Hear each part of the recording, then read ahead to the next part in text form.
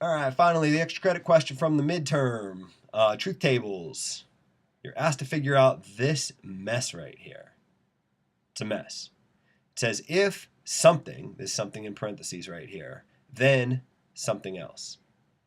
Wow. Okay. So what I'm going to need are to fill in a bunch of columns here. If not P, then not Q. Well, that involves a not P, so maybe I'll need a not P column. And it involves a not Q, so I'll make a not Q column. And then I got this if not P, then not Q. So that'll be this next column. And then I finally have not P and Q. I think I can do that all in one column. And I think if I fill out all these columns, I'll be able to answer this guy. But let's see. Let's go through it step by step. First of all, not P. Not P means look at P and say what it's not, essentially. If this is true, you put an F over here. If this is false, put a T over here. Not Q, same idea, except now you reference the Q column. If it's a T, you put an F. If it's an F, you put a T. Gets me from here, I get this. This one, the if then, are the harder ones. If not P, then not Q. First of all, note that that references this column and this column. And what it is saying is that if this thing is true, then I need this to be true. If this thing's not true, then I don't care. I don't need anything here in order to earn my T. But if this thing is true, then it is important that this thing is true. So in this first case, this is false. So I don't need to do anything. I don't even care what Q is. I automatically get a T over here. Not P. As long as it's not true, I automatically get a true over here. I only have work to do if not P. If this thing right here is a T. So in these last two cases, I have work to do. If not P is true, like it is in these last two cases, then I look at not Q. And if not Q is true, I can put a true down. But if not Q is false, I'm forced to put a false down. If this is true, then this has to be true. But this only has to be true if this guy is true. Gets us this column. This will be useful for this guy, but before we get to this guy, let's do not P and Q. This gets a T. Well, okay, P and Q.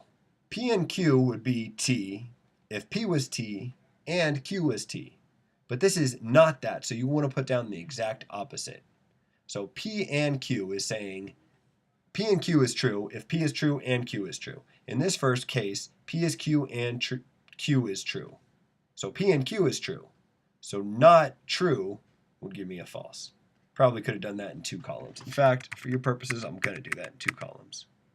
Oh man, that's going to erase all that. And put these answers back. I'm going to change this a little bit. I'm going to first do P and Q. Then I'm going to make another column that says not P and Q. So P and Q. We put a T here if both P and Q have a T. That only happens in this first case. P and Q have a T, so I put a T down. In all of these remaining three cases, I do not have both T's.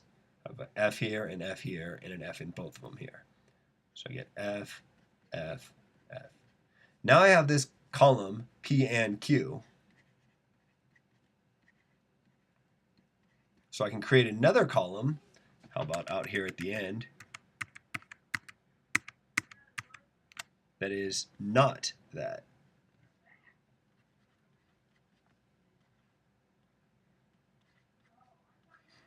So now you're looking at this column and you're kind of putting the opposite.